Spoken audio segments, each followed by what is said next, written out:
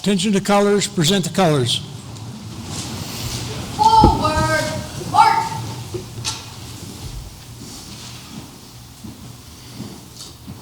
Color guard, hold. Left face. Present colors. If you'd remove any caps you have on, and we'll do the pledge. I pledge allegiance to the flag of the United States of America, to the republic which it stands, one nation, under God, indivisible, with liberty and justice for all. Carry. Color. Color guard, fall out.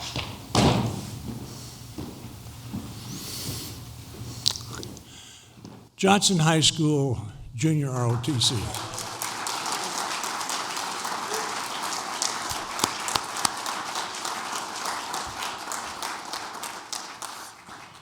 Take your seats, please. Yeah. Again, welcome on this great day, wonderful day. Spring is here. Do we have any World War II veterans in the audience this evening? And again, it's hard for me to see from down here, so anybody, World War II. Who's there? Bob Mickelson. Bob, you're always welcome.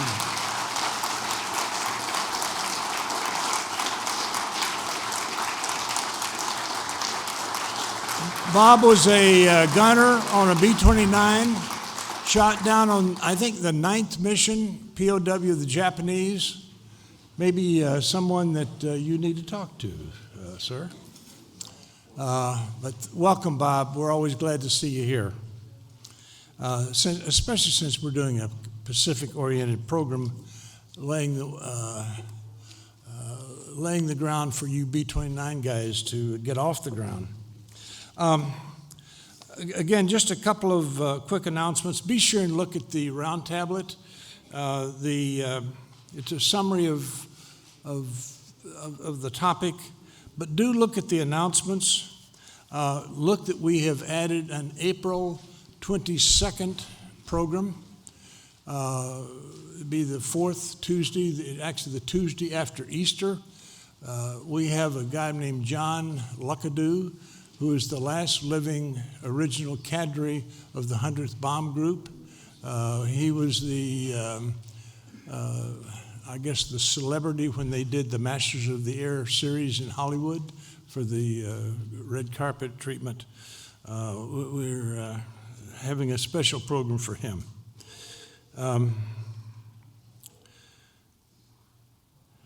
We're always looking for donations, so if any of you have any loose change, but always buy a book. But appreciate your donation. We'll be announcing our year 39. I've got most of the programs. We've got a great lineup for year 39. Again, we're doing a special September VJ Day ceremony. I've got a commitment. You remember the guy named John McManus, who we've had here numerous times. We'll be doing that program in September. But anyway, we'll be publishing that in the round tablet.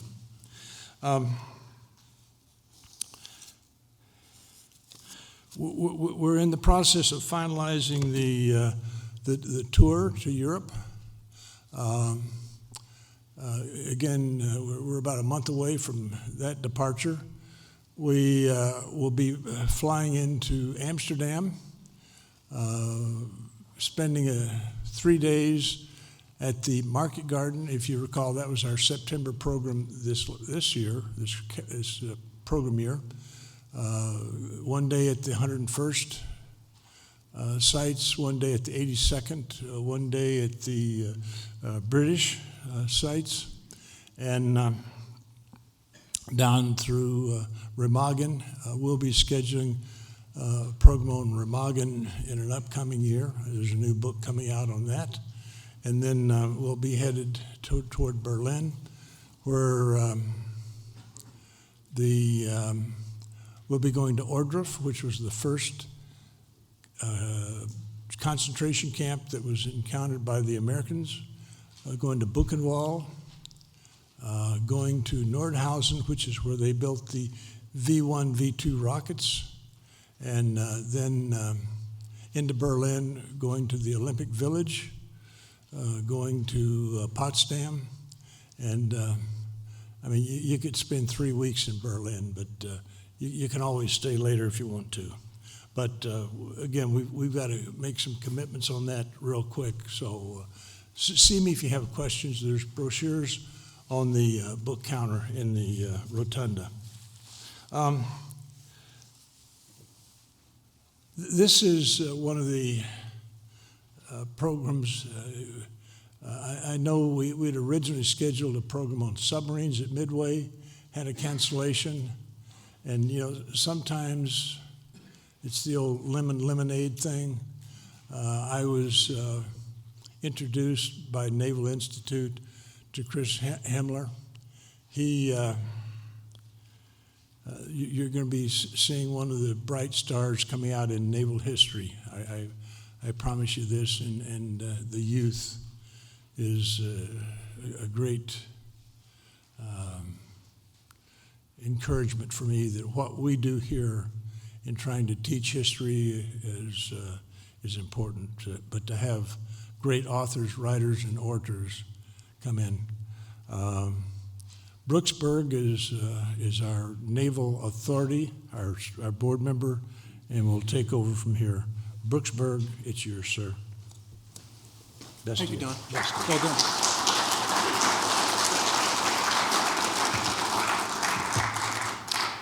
Welcome to Year 38 Navy presentation. We have the wild in town tonight, and you're here. So I think it's a great thing for history, for Navy history. Chris HEMLER's an awesome author. I was able to read the book myself and found it to be fascinating. Tonight in the crowd, Randall Dietrich is here. Randall is the executive director of the Minnesota Military and Veterans Museum. He's in charge of a new $40 million facility that's going up right outside of Camp Ripley.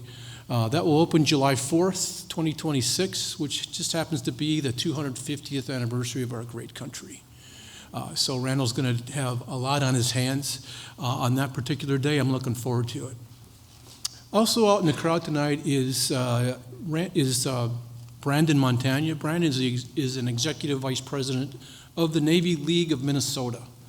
The Navy League does many, many things that you may or may not be aware of. They support the sailors on the USS Minnesota, nuclear submarine, the USS Minneapolis St. Paul.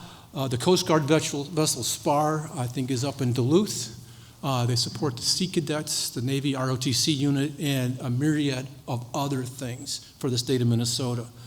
To support that tonight, we'd like to show a very short video. It's 1 minute and 22 seconds. Please devote your attention. Thank you.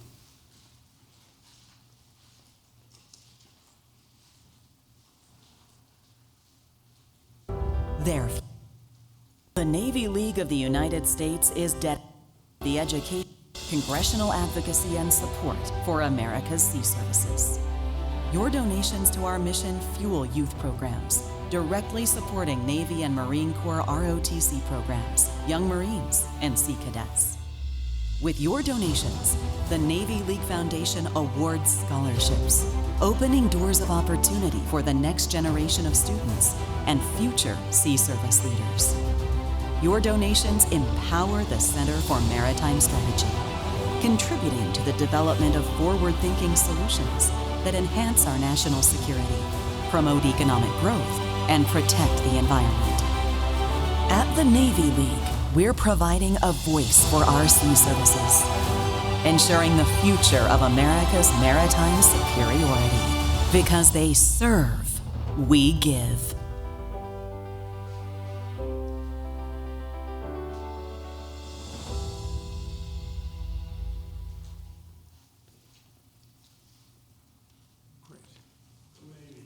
Yeah, go Navy, and thank you for your attention. Beat Army. It's my distinct pleasure to introduce tonight's author, Chris HEMLER. Chris HEMLER attended the United States Naval Academy in Annapolis, Maryland, and upon graduation was designated as a Marine Corps officer, served in active duty for 10 years in the United States Marine Corps.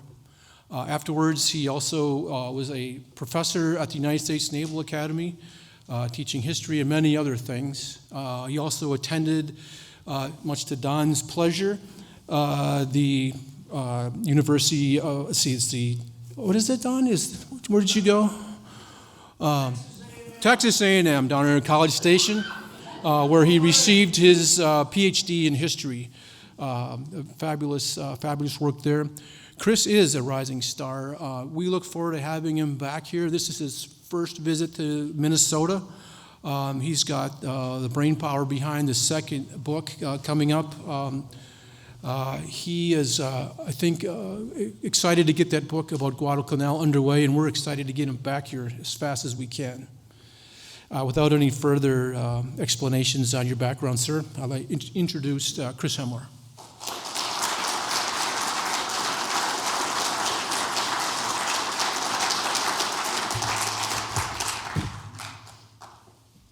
All right, good evening, everyone. I shudder at the compliments that have been pitched already up here at the lectern, so I'll try to move on. It's really an honor to be with you, an absolute honor. The names that Colonel Patton has brought across this stage are not lost on me. They're some of the same legends, living legends, many of them, that I look up to in my field, and so I'm just deeply grateful for the invitation to share a few thoughts with you tonight.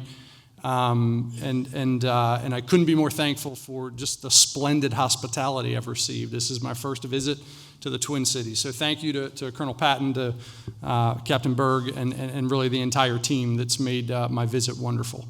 So, yeah. I am going to be contributing to what I understand is a naval insurgency within the board of the Round Table, and I'm unashamed to contribute to that end and share some thoughts with you about the Marine Corps' experience, the Navy and Marine Corps' experience in the Central Pacific. Before I do that, and I'm kind of checking my gear, do I have a clicker, or I'm just running off the screen here? Okay, perfect. Before I do that, I do need to clarify that my remarks tonight are my own. I am an employee of the Department of the Navy, but my remarks tonight in no way reflect the U.S. Department of Defense or my employer. They are my own thoughts with all of the errors included therein. But I'll share with you tonight. Don asked me to comment on some of the strategy of the Pacific War, offer a few thoughts there, and then you're really going to hear kind of the overarching storyline of my book, Delivering Destruction, and some of the work I did during my graduate program down at Texas A&M. So without further ado, let's dive right in. Strategy, if you took 10 historians and asked them for a definition of strategy, you'd get 12 answers. So I'm going to define it for you before we even consider it. Strategy in its most basic sense is how you get what you want. And in the Pacific War, as in the European theater, the Roosevelt administration and other Allied leaders have declared unconditional surrender to be the aim of the Allies and of the United States. And so that's the end, and the strategy is how the Allies will get there. That's not an easily realized objective, unconditional surrender, and the military strategy that leads to it, I would argue to you tonight, was a few things. The military strategy was evolutionary. It changed, it advanced over time. It was complementary, and it was cumulative, complementary and cumulative. And so I'll share a few of those themes with you. It evolved in this way. It started rather in a purely defensive posture. If we think of the weeks and the months following Pearl Harbor, when the United States is rallying, repairing its fleet, and trying to consolidate its strength in the Pacific. But that strategy will slowly graduate to become a purely offensive strategy by 1944 and 1945, when the Americans are defining when and where battles will take place. The Americans are taking, in fact, have already taken by that point in the war, the initiative. And so American strategy evolves over time. That's the first thought that I would give to you. Once that American strategy shifted to an offensive posture, the Americans took a two-pronged or a dual thrust approach across the Pacific. Many of you are familiar with this distinction already. Douglas MacArthur, General MacArthur, will lead forces in the Southwest Pacific, and Admiral Chester Nimitz will lead the naval campaign across the Central Pacific. This is largely decided for political reasons, and has been the subject of much debate by historians since that time. I think we must land with the conclusion that for every criticism you can make of this dual thrust approach, it made it quite difficult for the Japanese to resist. They were the ones forced to deal with this two-pronged advance, wondering where the main American track lay. And in fact, the Americans were figuring that out for themselves in 43 and 44, right? And so if I used another word to describe strategy in the Pacific, it might be opportunistic, which is to say the Americans are making decisions as the situation evolves, which I would suggest is a very wise way to prosecute a war. And so they believe they're headed for Formosa. They will not land in Formosa. Roosevelt will make the decision not to land there, and instead they'll head to Okinawa. And that'll be the final staging ground for what they believe will be the invasion of the home islands in 1945 and into 1946, as the situation is understood at that time. So opportunistic, I think, would be an appropriate word. Within that strategy, I'd point out to you five elements of combined warfare that contributed to American success. They contributed in different ways, and yet their effects were complementary and cumulative, the words that I spoke just a few minutes of, complementary and cumulative. Carrier aviation was, of course, a decisive contribution to the war effort. We can think of sinking 4 Japanese carriers at the Battle of Midway in June of 1942, or destroying Japanese naval air power at the Battle of Philippine Sea in 1944.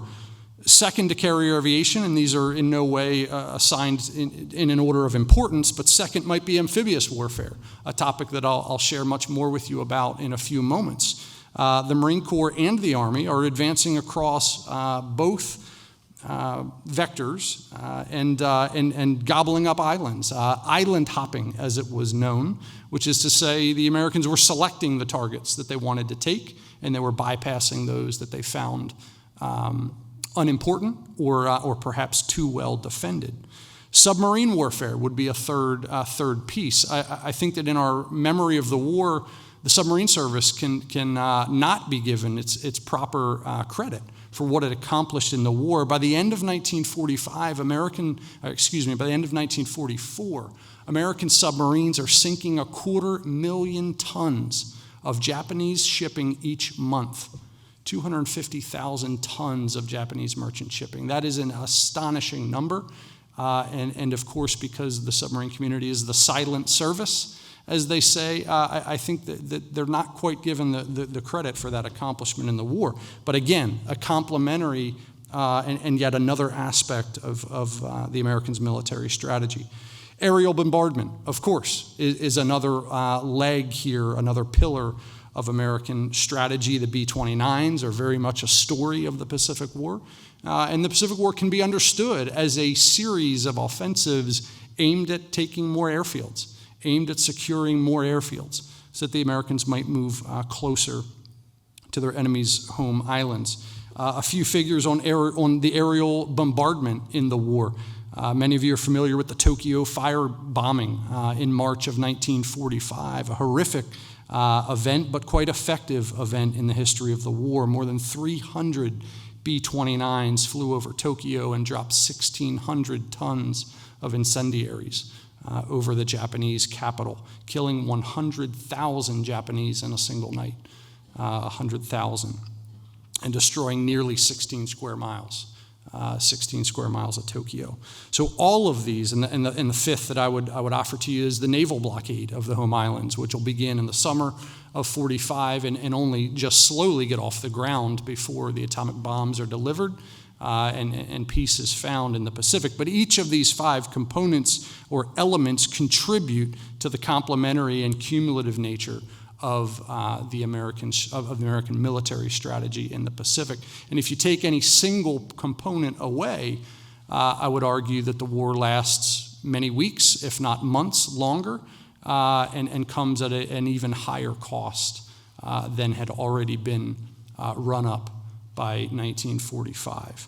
And so those are some thoughts. I'd be happy to take any questions or conversation in the time we have after my presentation to discuss those decisions in more detail. But I wanted to provide that overview from my perspective before we get going.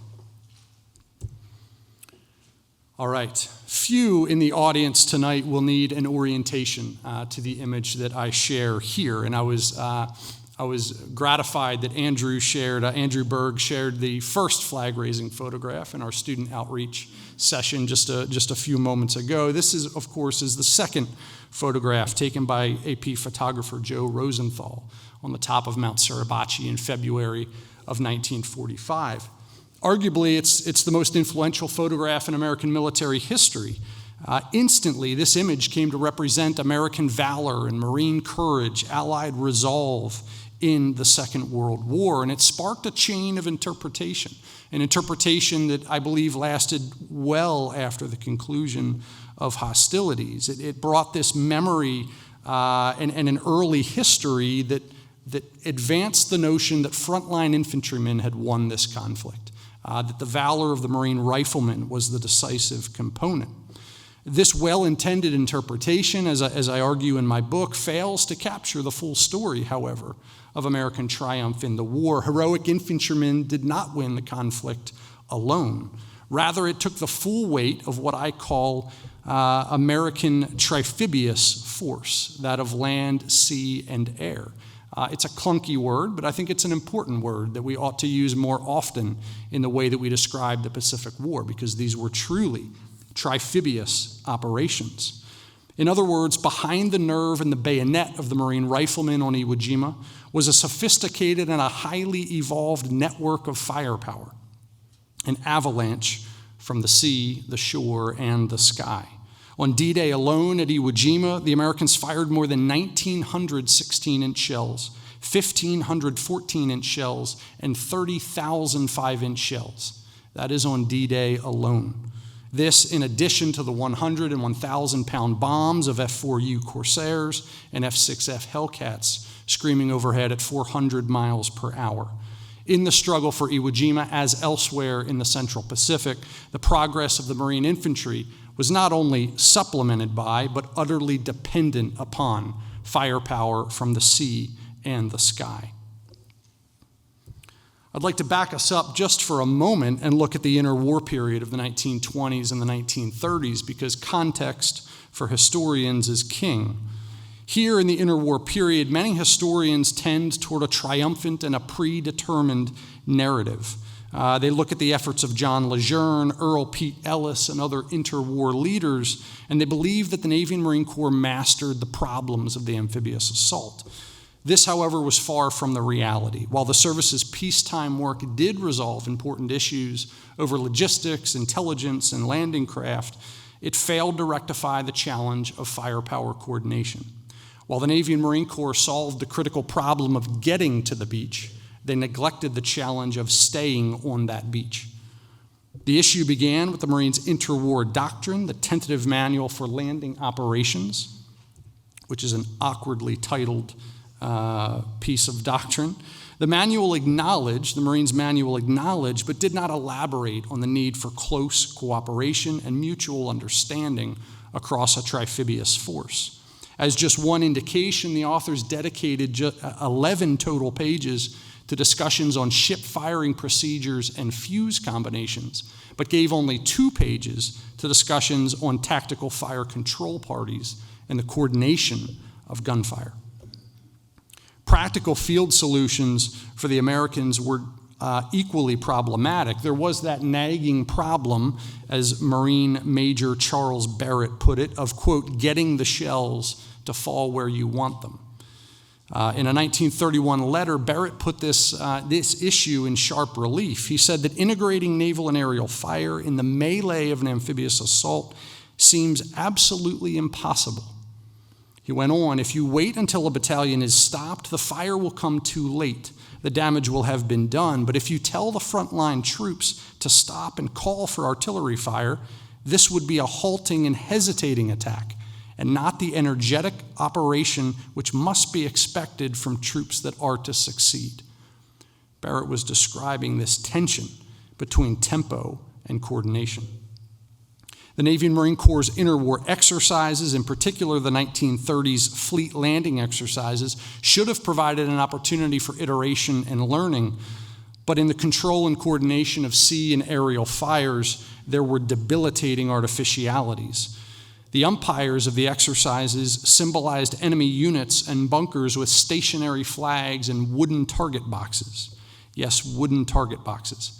These would be far different from the targets the Marines would face at places like Tarawa, Saipan, and Iwo Jima. Because of these artificialities, naval gunfire officers embraced area bombing over point targeting, believing that a broad sweep of offshore fires could do the job for the landing force. More problematically, the umpires often prohibited naval gunfire while the friendly troops were ashore, instead telling the naval guns to fire on separate landing beaches. One Marine called the drills, quote, about as realistic as a map problem. These detached American forces failed to appreciate the tremendous complexity and the serious burden of battlefield coordination. Doctrine and tactics were problem enough, but it was culture as well that presented challenges. Many senior Navy leaders remained averse to amphibious operations during the 1930s. For them, amphibious support compromised the identity of the fleet. Battleships, after all, were designed to fight the enemy at sea, not play second fiddle to a landing force. And so the disciples of Alfred Thayer Mahan and the noted sea power theorists of the day couldn't abide in these ships supporting operations ashore. Amphibious operations endangered, as another important point, endangered American battleships. The longer they stayed tethered to a beach, the longer they remained under threat from enemy airfields as well as shore batteries. During the interwar years, the majority of Navy and Marine leaders either misplaced their confidence or they chose willful neglect in the coordination of triamphibious fires. Tonight, I'm going to share with you a few thoughts on three critical battles of the Central Pacific. We'll start at Tarawa in the Gilbert Islands. We'll move on to Saipan in the Marianas, and we'll end with Iwo Jima in the Bonin Islands. I think these will capture, again, the storyline of wartime adaptation and firepower coordination within Nimitz's force. Ready or not, it was the attack on Pearl Harbor that pulled the Americans into war in December of 1941, but it would not be until November of 1943, remember that evolutionary strategy, defensive to offensive. It would not be until November of 1943 that the Navy and Marine Corps fully reckoned with the challenges of the amphibious assault. Guadalcanal is there, of course, but for the careful student, this is an unopposed landing, and the Americans have little difficulty getting ashore. The story at Tarawa would be much different. Matched against more than 500 concrete bunkers and a frightening web of mines, machine guns, and mortar positions, the Americans confronted their fullest challenge on Baisio Island within the Tarawa Atoll. Despite the known threats on Baisio, the Marines were actually encouraged as they rowed ashore on November 20th, 1943. The operation's 3-hour naval bombardment gave them quite a bit of confidence. Surely, we all thought, one reporter wrote, that no mortal men could live through this destroying power. Another Marine took similar faith as he rowed ashore. We thought the Navy was going to ship us in some ice cream, he remembered thinking. Spoiler alert, ice cream is not what the Marines found on Baisio Island. Shortly after the pre-landing naval bombardment ended, this American plan splintered into chaos. Several transport vessels dropped anchor in the wrong locations. American landing craft struggled to find their assigned positions. The pre-dawn airstrike came 30 minutes late. A headwind slowed the landing craft, as did that pesky reef around Batio Island, which the Marines could not get through in their typical landing craft. They required the tracked alligator, or LVT, to get their troops over the coral reef. American commanders ordered a H-hour delay, the time of touching down on the beach. They pushed it first to 0845 and then to 09. But even this adjustment failed to harmonize the American force. Minutes into the battle, it was hard to identify what hadn't gone wrong for the United States. Unaware of the delay and suffering from their own communication issues, the carrier squadrons failed to adjust their timelines. Along with the gunfire ships, they ended their support while the landing force was still thousands of yards from the beach. Put simply, the disparate units of the American task force failed to harmonize their actions and therefore failed to achieve their collective potential. The Marines found themselves perilously exposed at a critical moment on the beach. It's here, some hours later, when Marine Colonel David Shoup would send his famous message from the shoreline, quote, "Casualties many, percentage dead unknown, combat efficiency we are winning." Only a Marine would send such a report. Although the resolve of the 2nd Marine Division and plenty of supporting firepower would make up for these early mistakes, the Americans failed in 3 key ways at Tarawa. First, their allegiance to a prearranged timeline ensured that deadly gap in fire support would jeopardize the Marines' landing in the early hours of the attack. Second, the troops found their communications gear embarrassingly unsuited for the conditions of an amphibious assault. Remember those artificial training realities from the 1930s. Third, and even when those radio sets were available and functioning in the sea and the surf, American units were plagued by dissimilar maps, unrehearsed techniques, and unfamiliar lexicon. Again, they failed to operate as a cohesive team. In many ways, it was American hubris that made Tarawa this costly victory. Cultural rifts divided the force, and the battle confirmed, to quote Major Barrett again, that getting the shells to fall where you wanted them was a pretty hard job. To help address these training deficiencies and improve the cultural chasms between the naval force, the 5th Amphibious Corps christened a naval gunfire training section in Hawaii in late 1943. This school was designed to improve skills in naval gunnery, communications, and cross-unit cooperation within Nimitz's forces. Within weeks, the Naval Gunfire Training Section became a nerve center for wartime adaptation. They would cycle combat veterans back from the front lines and task them with training the next batch of fire controlmen headed to the Pacific. While improving that training regimen, the Americans also commissioned a brand new tactical outfit, the Joint Assault Signal Company, or JASCO in the inevitable acronym. To improve coordination in the heat of battle, these JASCOs presided over subordinate air and naval fire control parties. They focused on sharing timely information, maintaining awareness within the force, as well as addressing these cultural differences into cohesive action. The teams integrated themselves within the culture of the landing force and began to translate American operational values across the divide of land, sea, and air forces. In developing an appreciation for each community's priorities, these JASCOs were equipped to first understand and then converge these distinct warfighting cultures. In 1944, JASCO officers began arranging shipboard visits for naval gunfire, aviation, and artillery officers in order to generate broader cohesion within American forces and share the latest operational lessons from the Pacific. Though these conference agendas inevitably focused on tactical adjustments, they also helped American forces to cooperate in a more general and enduring fashion. The next test for the 5th Corps came in the Marianas. In June of 1944, just 9 days after the Allies landed at Normandy, The Americans attacked Saipan with 3 divisions, putting more than 20,000 troops ashore on the first day of battle. By the second week, with Japanese defenders making increasingly effective use of the terrain as well as the dense sugarcane fields of Saipan's plateau, the Joint Army and Marine Landing Force turned to naval gunfire to reignite their momentum ashore.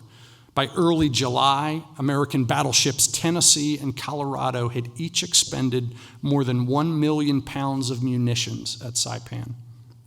Total naval gunfire expenditures in the operation reached 138,000 rounds and totaling 17 million pounds of ordnance. 17 million pounds of ordnance.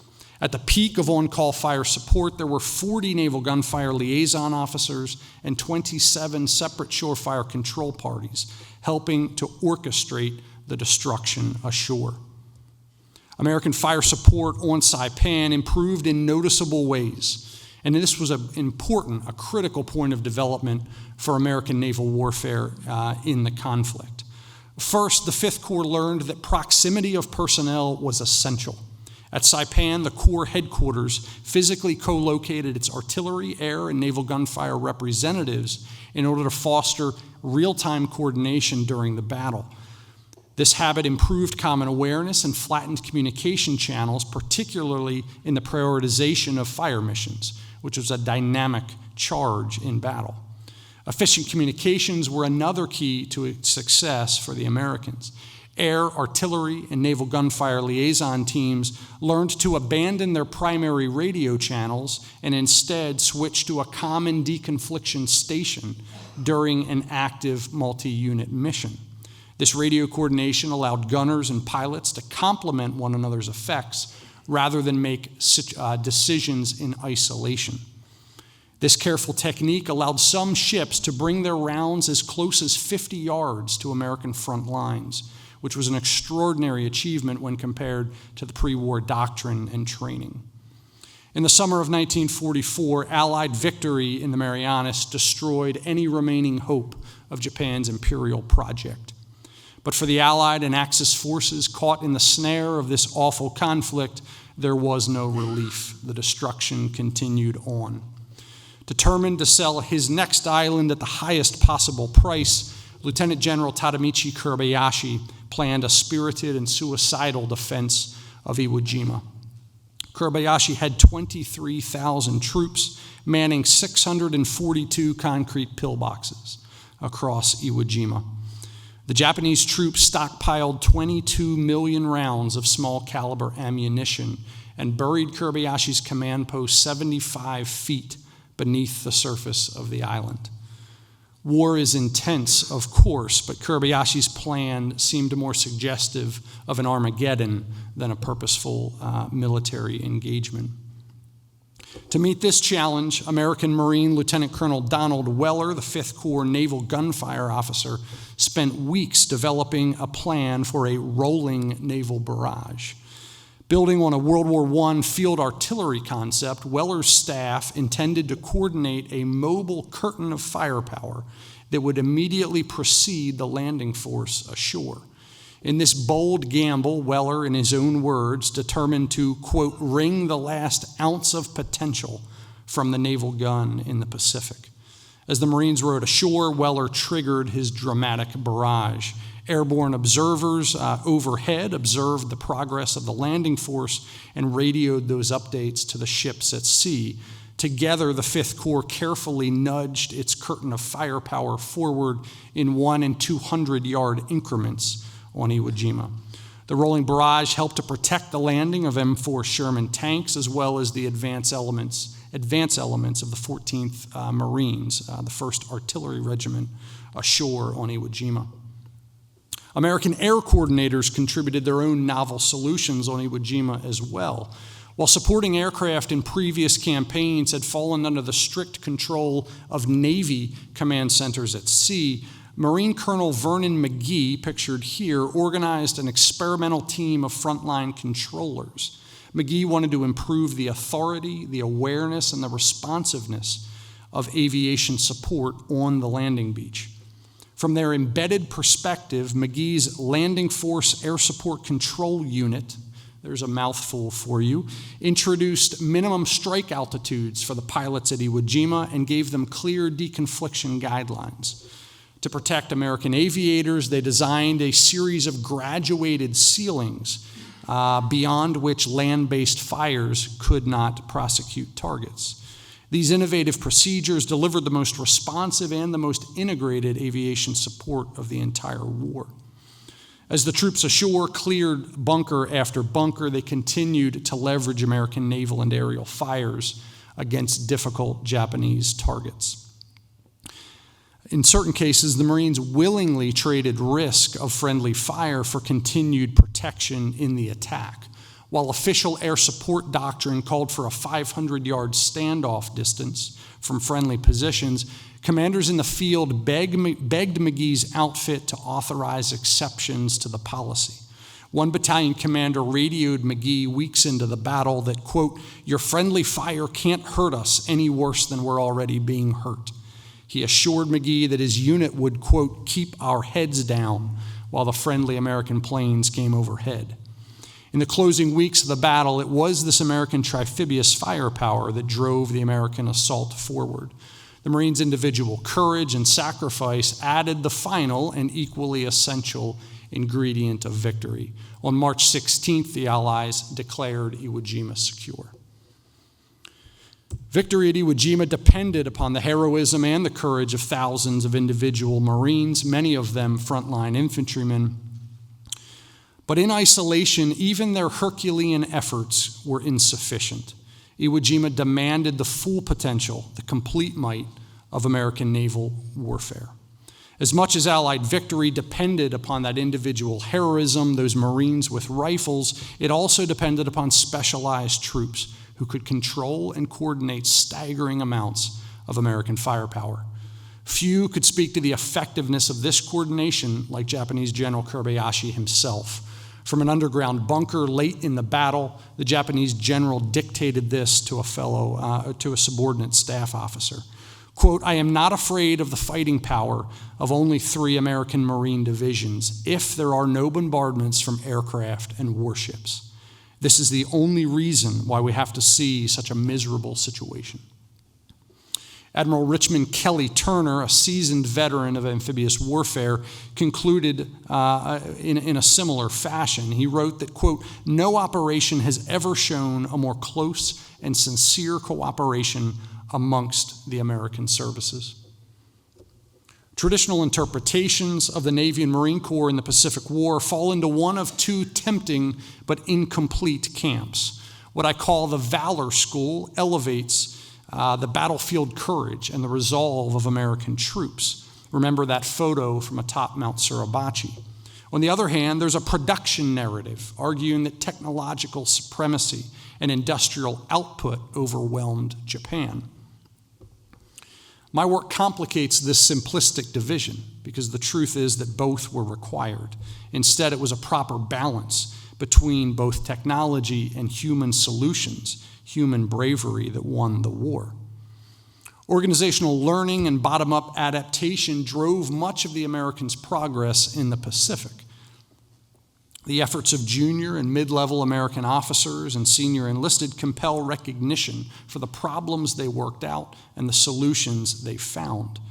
Young officers such as Navy Lieutenant Charles Corbin and more senior officers like Colonels Vernon McGee and Donald Weller helped to advance new ideas and iterate at each step across the Pacific.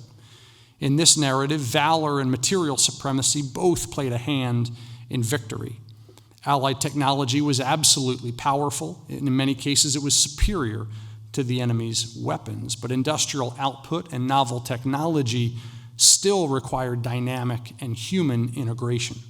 It's not enough to simply arrive at the battlefield with more pallets of ammunition or faster aircraft. Those weapons require fundamentally human solutions. And it is this art of firepower coordination in the Pacific that helped to deliver victory. I would also suggest, as we wrap up here, and without being too controversial in front of this audience, that the Pacific War was a fundamentally naval conflict. That's a reality we ought to recognize, more often. While Pearl Harbor and the Battle of Midway capture our significant attention in the naval memory of the war, I think we tend to lose that perspective over time in 43, 44, and 45 when we think about the large engagements that the Army and the Marine Corps participated in. But throughout those assaults, Army and Marine alike, these attacks were not only launched from the sea, they were utterly dependent upon naval logistics, naval aviation, and naval fires. This was a naval war. Finally, my research, I believe, brings to light the importance of the Navy and Marine Corps' composite culture in the Pacific, a culture that recognized the intricacy of combined arms operations and accounted for the organizational tension of diverse teams. On one hand, American naval pilots were taught to rely on checklists and exact specifications. If you're a pilot, fuel gauges are not negotiable, they are supreme. The infantry, on the other hand, was expected to embrace chaos and friction and uncertainty. Flexibility and adaptation were key if you were storming the beach. The culture of the surface Navy lay somewhere in between these two poles. But American naval success in the war demanded that these cultures coalesce, that they come together and solve problems collectively. Disparate units had to learn to acknowledge and then compromise with one another, consolidating their individual visions of sea power. It was in this very synergy at the tactical level as well as at the strategic level that led American and Allied forces to victory in 1945. Thank you very much.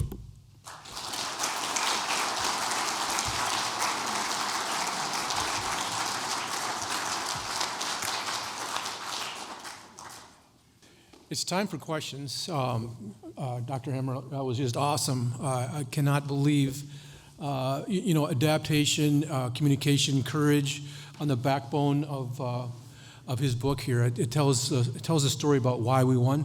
Let's get some questions. You talked a lot about the naval operations, particularly as it relates to coordination with the Marine Corps.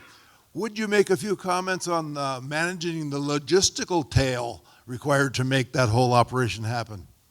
I don't know that I'll have too much specificity for you. You're right to point out the problem or the challenge that the Americans solved. At Okinawa, there are, if memory serves, 1,600 naval vessels in support of that operation, as just an illustration of the grand logistical effort that it took to sustain these campaigns. It's not a theme that I tie into the book. It's worth a revision, perhaps. But the logistics are behind the scenes, and when they're not there, everyone's upset, and when they are there, it's the situation's normal, it was crucial. It was crucial. Yeah. It's a great question, and deserves a presentation all on its own. I think that maybe we have had, but certainly he who thinks that they can possibly get ice cream as they assault Tarawa is very convinced that his logistical tail is intact. So that's a great question and a great point. There was ice cream on submarines even in World War II. So awesome. Next question. Great question. It's right here in the middle. I got the microphone. You described quite the amazing learning organization there. Was that an intentional thing? Was there an organization that was doing that learning, or was it hit and miss and organic? And was that just for Nimitz, or did the what was the other one? MacArthur. Were they doing two different learning curves? Yeah, great question. I would say most of these organizations are learning in their own silo. I would offer that the collaboration could have been better outside of the theaters, across Nimitz and MacArthur's advance, or even between the Pacific and the European theaters as the Allies prepare for the invasion at Normandy. I can speak to within Nimitz's command, and particularly within the 5th Amphibious Corps, the learning process is both formal and informal. And I think that's one of the strengths of the 5th Corps, is it's happening informally. These officers are communicating in between campaigns. A few of the names that I shared, McGee and Weller and Corbin, they're talking in between campaigns as professionals do. They're solving problems in between campaigns informally. As much as that's helping, there's also the formal, anyone who's served in a military capacity will be familiar with the after-action report, right? The volume that gets written after an exercise or an attack, those are crucial for the Fifth Corps. They're producing humongous volumes of studies after each and every attack. The after-action for Iwo Jima is something like 12 or 1,300 pages. It's at the, thankfully it's digital now, digitized in the Marine Corps archives. But even for Tarawa and the operations in the Marshalls, these are 700 and 800, 900 page after-action reports, looking back, reflecting on what went well for the Americans, what didn't go well, and how they can improve. So it's both formal and informal adaptation and learning happening throughout the war. Yeah. That's a great question about adaptation. Was brought out at the student outreach tonight. He who adapts faster wins. You'll notice that at the beginning of World War II, the Marines had the World War I round helmet with the little, it was a round helmet. And by the end, by Iwo Jima, they had helmet covers, helmets that were actually a lot better and designed for combat. And so the adaptation part is really interesting. And Chris's book talks about the high-level adaptation done by organizational command elements, which was required. The Japanese also had adaptation, and I think Chris, in his books, addresses, the Banzai charge was in vogue and slaughtered many Japanese soldiers. But Chris, can you comment further on that? No, that's a really good point, and it's worth emphasizing, is that the Japanese are learning quite well, right? Everyone's learning. That's what happens in war. I had shared an analogy with Andrew earlier, and I heard him mention it tonight in the student outreach, that peacetime military, this is borrowed from the great military historian Michael Howard, Sir Michael Howard, a British military historian, but he compared peacetime military forces to an ancient mariner at sea with no technology, no instruments, and beset by heavy fog. So imagine being a mariner at sea caught in a fog storm. You have no idea where you're at. And when the rounds fire, when the war begins, the fog lifts. And you have to orient yourself. You have to find out where you're at and what you're doing and what these new problems are that you didn't understand. And I think that's a beautiful way to illustrate so much of military history is adapting to a new enemy, a new environment, a new weapon. These are ancient realities of warfare. And so the Americans and Japanese are both learning as this campaign proceeds. And the Japanese are getting quite effective at driving the casualty rates higher and higher and extracting the maximum damage that they can. It is, to the Americans' credit, they take Iwo Jima, but given the resources he had, it's hard to imagine General Kobayashi constructing a more effective defense of that island. It's an absolutely masterful defense. And it's for that reason that he extracts some 25,000 casualties from the Americans when they take that island.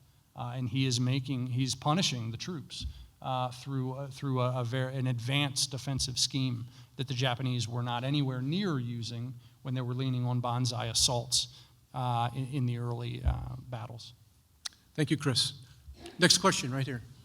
Dr. HEMLER, if the Japanese, this is more of a speculative question, if the Japanese didn't attack Pearl Harbor, how would the U.S. stop the advancements of the Japanese military in the Pacific?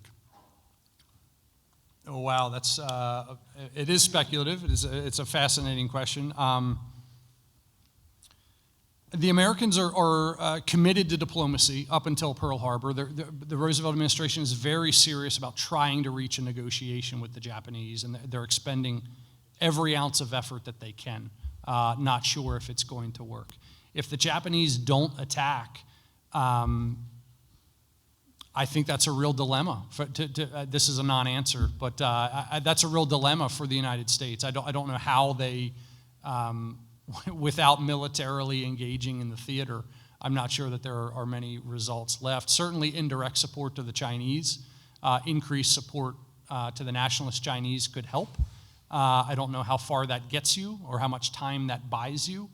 Certainly if you're Roosevelt, if you're determined to defeat the Axis forces, Pearl Harbor is helpful in providing a precept for war. Even in the European theater. Right, very much there. Very much there. Can you speak for a second when you talked about inter-service cooperation? Could you speak for a second about the integration of the long-range Air Force and the bombers working with the Navy to allow access and to protect the islands on their way up? It seems that was kind of another critical component that's kind of lost. Yeah, it's a good question. It's interesting that I think, I mentioned the 5 elements or components of strategy, American strategy in the Pacific before as I began. What's fascinating to me about that and about the question is that each of these services have their own vision of how the war ought to be fought and how it ought to be concluded. And I think there was a real utility in that for the United States. There was a utility in having separate services that all believed they had the answer to the problem.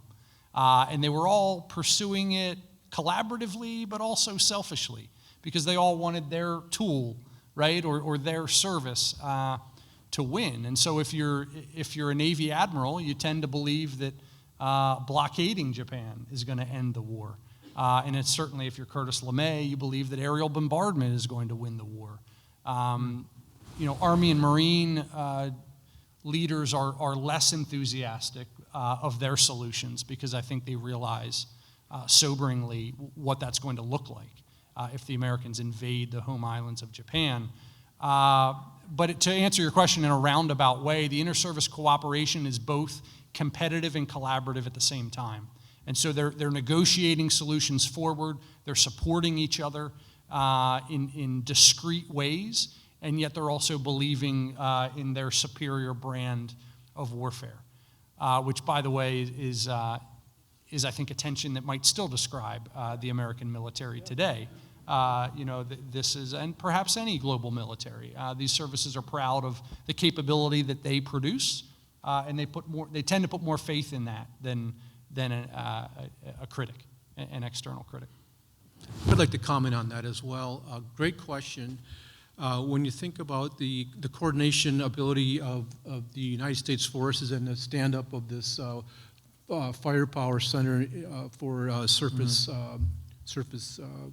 ships to support ground attack on islands, and even you have aircraft, sea, land, and air forces, the Amphibious assaults of the United States forces, remarkable, just totally remarkable. Even General MacArthur was working well with Nimitz and Halsey. They were shaking hands across the miles. And contrast that with the Japanese. My son Andrew pointed out. He's around there. He's over there. He pointed out that the Japanese were fighting amongst themselves, so that the Army General Staff was fighting the Navy admirals.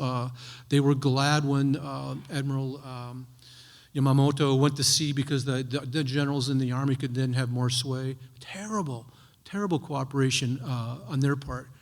Contrast that with what Dr. HEMLER's bringing forward. No wonder we won. That was great question about coordination.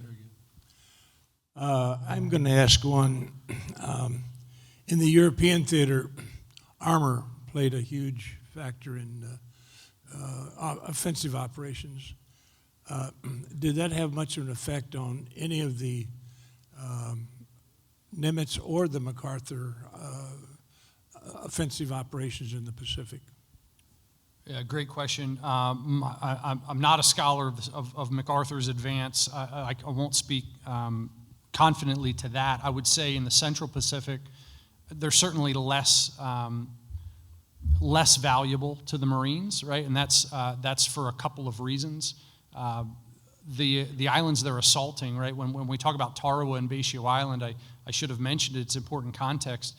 That island is less than 1 square mile in entire size. So the geography is so drastically different in the Pacific than in the European theater. And so this means what you can bring ashore, how much you can bring ashore, how quickly you can bring it ashore is very, very different. And so for those reasons, the tanks are less valuable, but medium Shermans will be still valuable, just less valuable because of the geographical constraints. Well, was it the M4 Sherman that was the primary tank armor in the Pacific? Right, and so in some of the larger islands, that'll change, places like Iwo Jima and Okinawa, but even here, the terrain becomes a problem. Unlike the European theater, the black volcanic ash on Iwo Jima is very problematic for tracked vehicles of all kinds. And then you get to Okinawa, the soil may be a bit better, but guess what? The rain, it never ends. I think in May on Okinawa, the island averages over an inch of rain every day for the month. The Americans land on April 1st, and they fight an 82-day campaign. And for all of May, they're getting an inch of rain a day. Imagine operating vehicles of any sort under those types of conditions. It's hard to march, much less move a vehicle.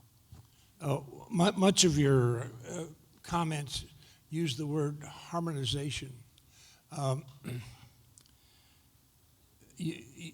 The aviation assets of the Navy, the aviation assets of the Marines, those were both to support infantry operations. I think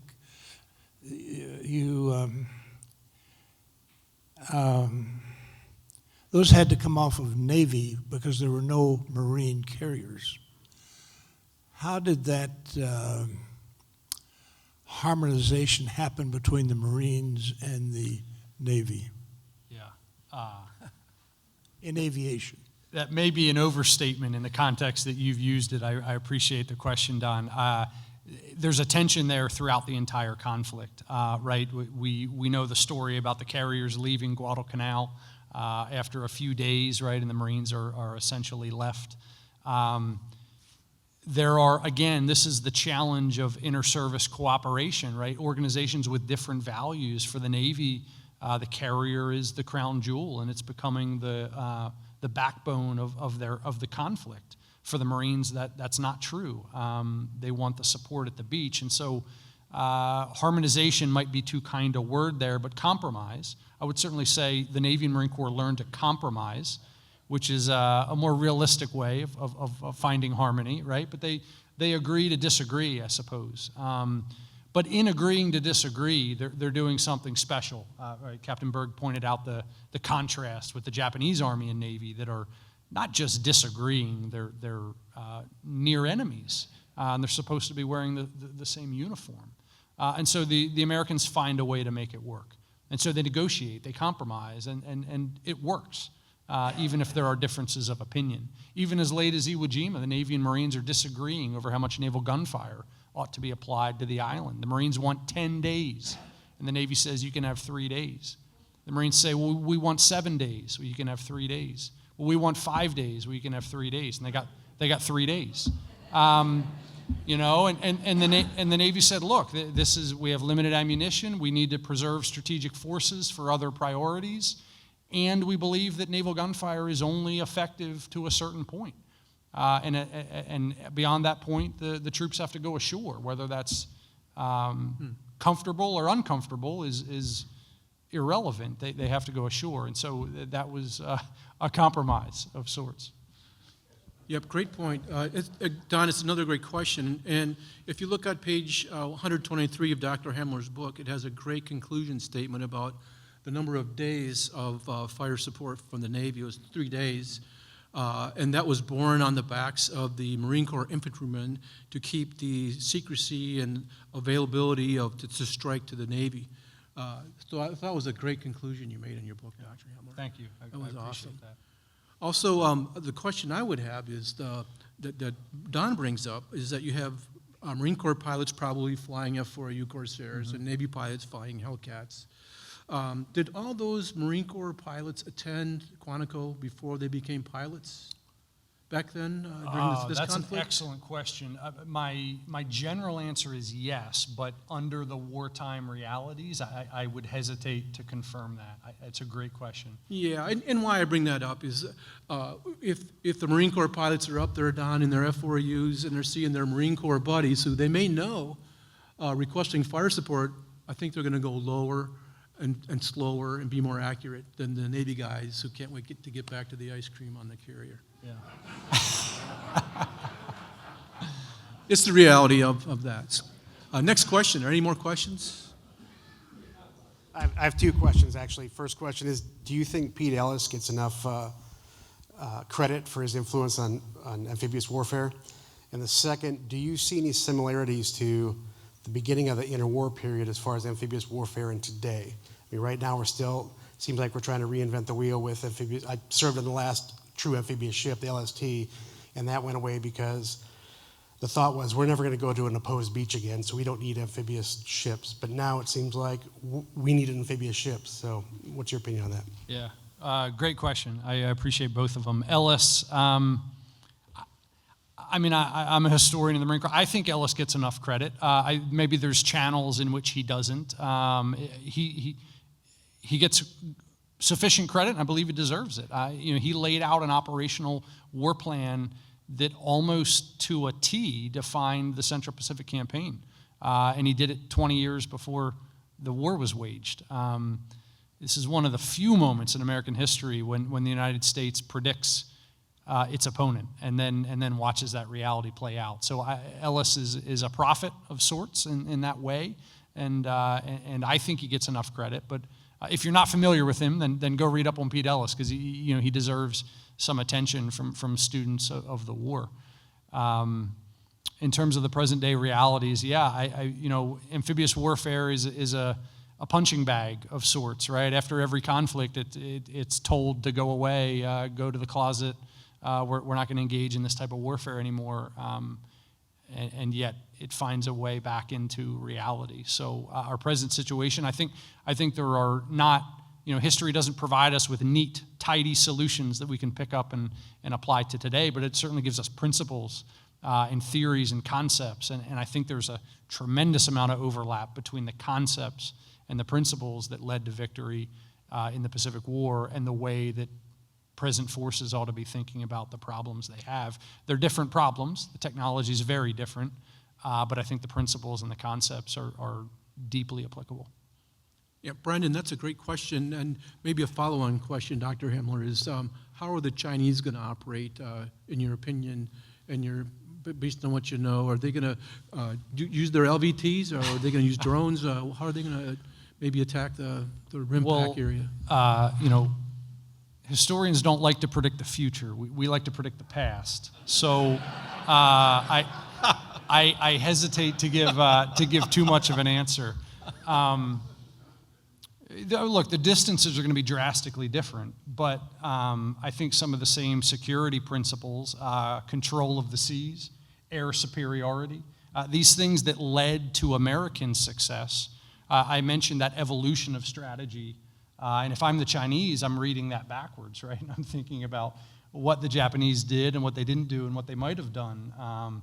But there's no doubt that the evolutionary approach to American strategy was quite successful in that Admiral King and other Navy leaders lead in that defensive posture, that opportunistic posture in the early years of the war, and then slowly it becomes an offensive juggernaut that marches across the Pacific. And so if I'm an American war planner, I'm trying to read that narrative into today's circumstances, and certainly the Chinese are looking at that from the other side of the map. Yep, thank you. 2 more questions? Maybe more? Let's see how we get. This is maybe a little techy, but if you're going to concentrate firepower, you have to precisely know where your tubes are. And naval gunfire, of course, is more complex because the ships are moving. Right. Are we advancing radar to the extent that this is assisting, or at this point in the war, are we still just line of sight observation of shells? It's an excellent question, and I'm not a technical expert. It's worth a lot of consideration. I appreciate the question. We are still.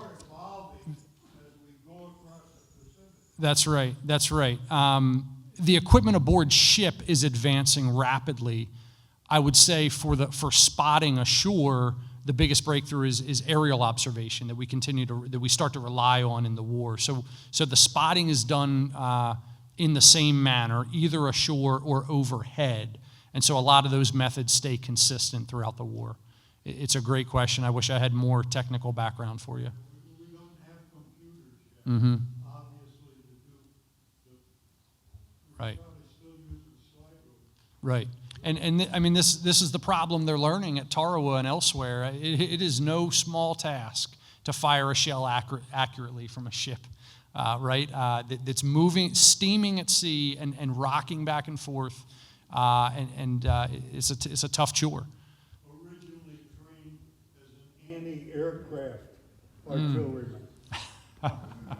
That's a great question. You know, when you think about Dr. HEMLER's book, back in the 40s, during World War II, they were getting done with radios and observer aircraft, what a pilot does in an F-35 today on his little screen that he's got in front of him. Remarkable. I mean, that was the technology. It was cutting edge back then. Totally different today. So, there's still, it's ballistics out of a great big huge 16-inch rifle, naval rifle. It's just physics. It was just physics back then, so augmented by radios. Great question. One more question. What's this mean? Hello. Okay. Well, last one maybe. Okay, I have the this mic one right here, here. then that one, and then we're done. It seems hard to envision the entire campaign without achieving air superiority almost constantly. And the only way you really get that, I think, is with the carriers. And by the 1944, end of 44, we were operating 16 plus carriers at the same time. Who had the foresight and the courage to order 16 carriers to be constructed? When the entire country was calling for, let's build a new Arizona to replace the one that just got bombed.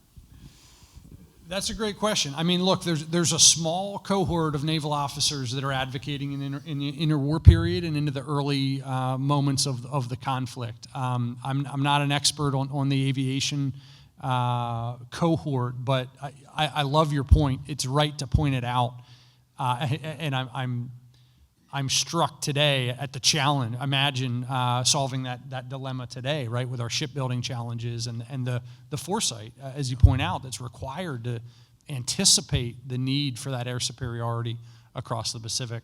I'll take a quick swing at that. One of the major admirals in the Pacific was Nimitz, Admiral Nimitz, who was in fact a submarine warfare guy, and the submarine unrestricted warfare was part of his doing. When you look at carriers, Halsey was a pilot. I think he qualified as an aviator when he was 52 years old. I think Ernie King was a pilot. Andrew, was he a pilot? Mm-hmm. Was Ernie King was a pilot. Qualified late as well. So you had some pretty senior people. Frank Knox was a genius, the Secretary of the Navy. So I think that consortium of individuals with their pull, along with a guy named Towers, all these guys saw the vision of the power of aircraft. Of course, Billy Mitchell sinking the Ostfriesland with bombers, and I think before World War II, anyways.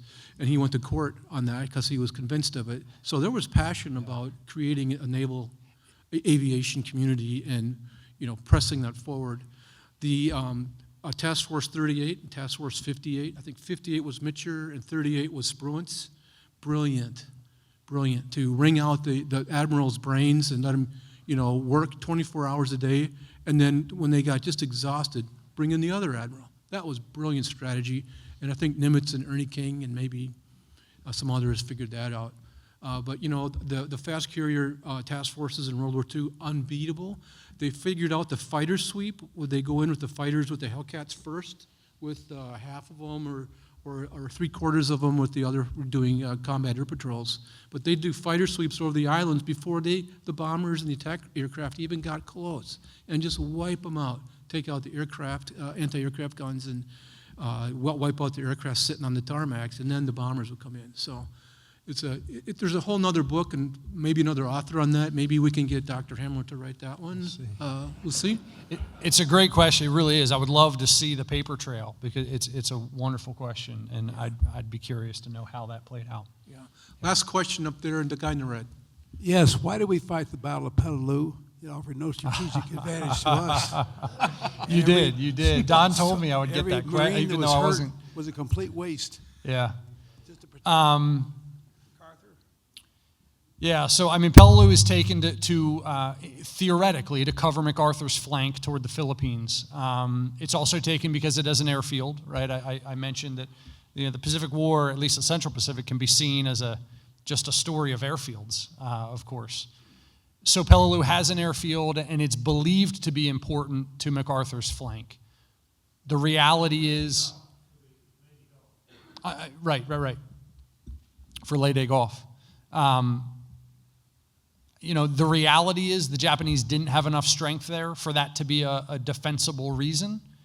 And the reality is the airfield does not prove to be nearly as valuable as it ought to be for the casualties that the Marines take at Peleliu. So I don't have a good answer for you. It shouldn't have been taken, but we make that pronouncement in hindsight. And I guess I would encourage, historical empathy is important to try not to brush over mistakes, but to understand that these actors were operating in real time and making difficult decisions about when and where to attack and with how much force.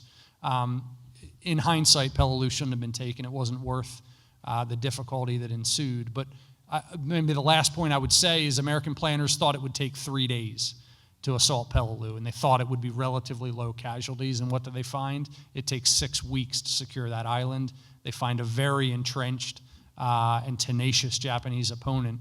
And so war is full of uncertainty. And had American planners known that that's how it would play out, they might have avoided it. To his credit, Halsey tries to tell Nimitz to not take Peleliu. He doesn't think they ought to, but this is weeks before the operation, and Nimitz decides it's too late to call the offensive off. So Halsey had some foresight there. Great, and that's a wrap. I think the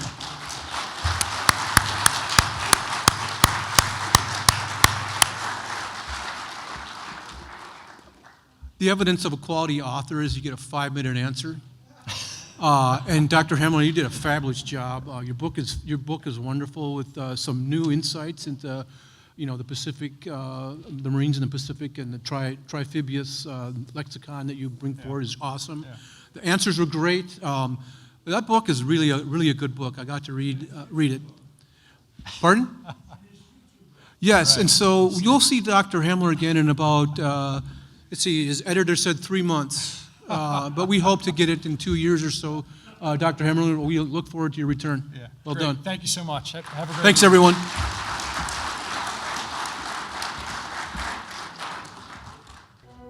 Support for this program provided by viewers like you. Thank you. Additional support provided through the Catherine B. Anderson Fund of the St. Paul Foundation. Upcoming roundtable topics can be found at www.mn-ww2roundtable.org. Production services provided by Barrows Productions.